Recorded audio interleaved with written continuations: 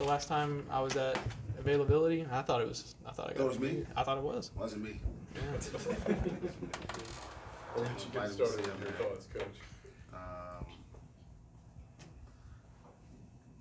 Big 12 win, hard to come by. Not a thing of beauty by any means. You know, Jacob's a prophet. He's asking about turnovers the other day. So thanks. I think maybe our team thought that we should turn it over more. So That's not what I asked. man, that was proud of our kids, man. Like I said, we fought through a pretty tough stretch at some point this year, and they responded like champions and played like it mattered to put on that jersey every day, and for us to finish the regular season at home anyway with this win is really important. And so now we got a chance to go on the road and see if we can continue it.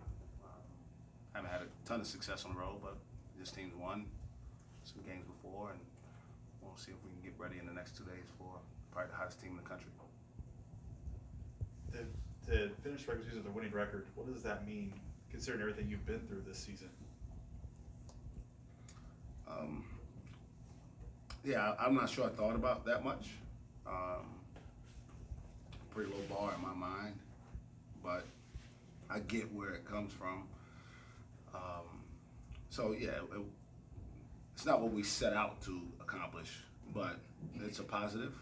It's another step in the right direction, I believe, as we build the program to be a high-level contender again, and gives these young guys an understanding of this is the baseline.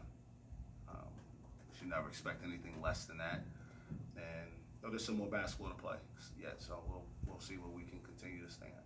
Other than Ice's 5 turnovers time, what did you think of his performance? I thought he was terrific. I thought his defensive intensity and focus on his assignments were really good. His rebounding was obviously at a really high level, and I mean, I think if we make a couple more of the shots that we missed in transition, he may be flirting with a triple-double today. Missed a couple free throws there also, but he was really good today.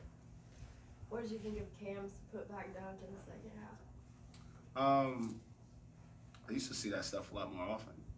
As those guys get older, they don't make those kinds of plays that frequently. So it was good. It was that's an effort play. It's who Cam McGriff at his core is when he's really good. He's a guy who just plays relentlessly, attacking the basket.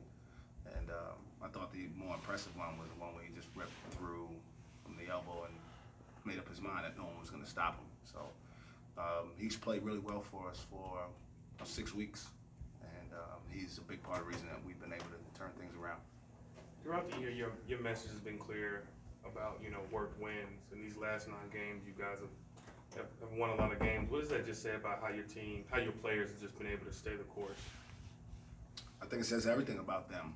And we live in a challenging time, right? Where there's no perspective, there's no nuance. Everything is like really good, or it's like the worst ever, right? There's no, they're struggling, but I've said before, there were games we were losing and I was seeing positive things. That's kind of my job, is to make sure that these guys don't lose their way as they go through this journey, good or bad. And so when you have the right people in your locker room, that gives you a chance to deal with those adverse situations. We got great leadership, and I got a really good staff of people who have been through some of those things before, and I'm just proud of the response. It's all about those kids doing it and believing in each other. No matter how the seasons went, every team wants to be playing their best basketball late in the season. How do you feel your team is right now, and how they're coming together? Yeah, I think we've improved. I think we continue to improve. I think you can see development in individual guys. I think you can see our collective effort being really good. Tonight's game, like I said, that this one is not going to be played in the halls in Springfield at all. I mean, they are not going to be watching this game as they walk through. But for this group, this is a game where, at a different point in the season, we may not have been able to find a way to win. And sometimes you got to win ugly, and we did that today. So another sign of growth.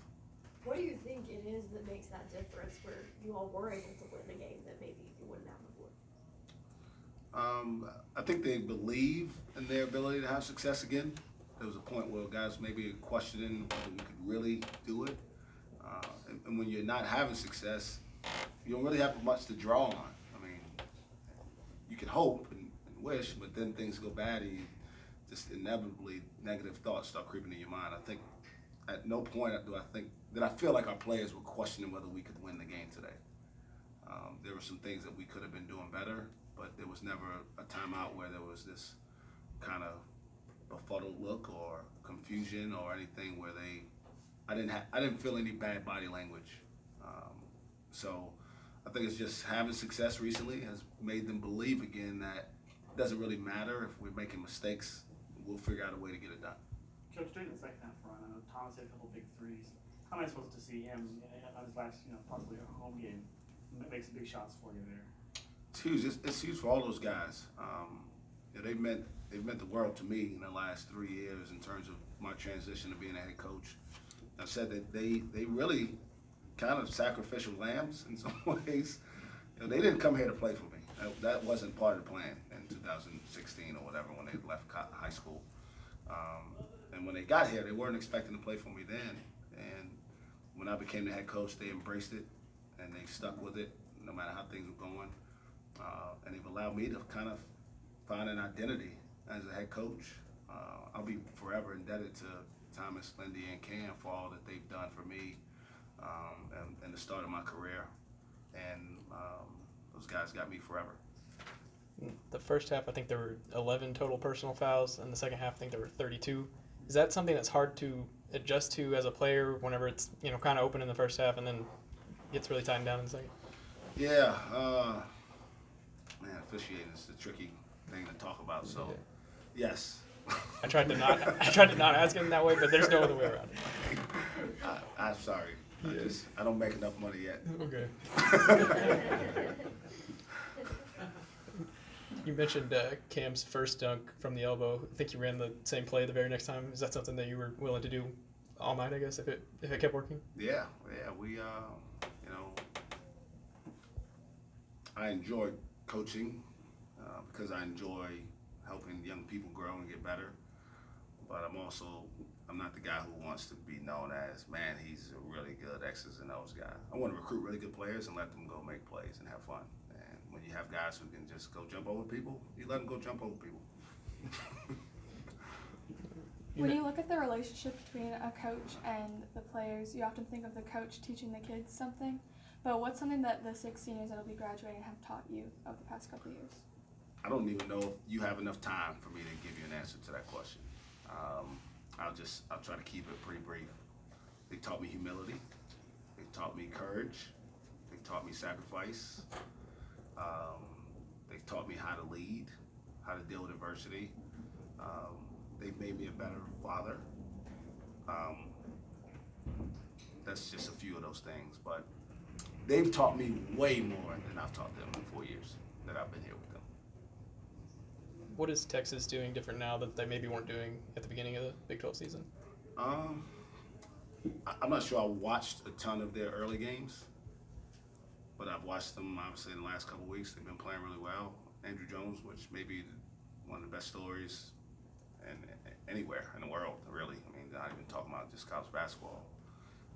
Is playing at a really high level, playing like the All-American he was when he came there. Courtney Ramey, who I've got some familiarity with, is playing at a high level. They got 3 really good guards. That's a good place to start. They can all make plays off the dribble, and they've got, like we talked about, they got confidence. Confidence is talked about it when we didn't have any. It's a hard thing, man. It's hard, but when you have it,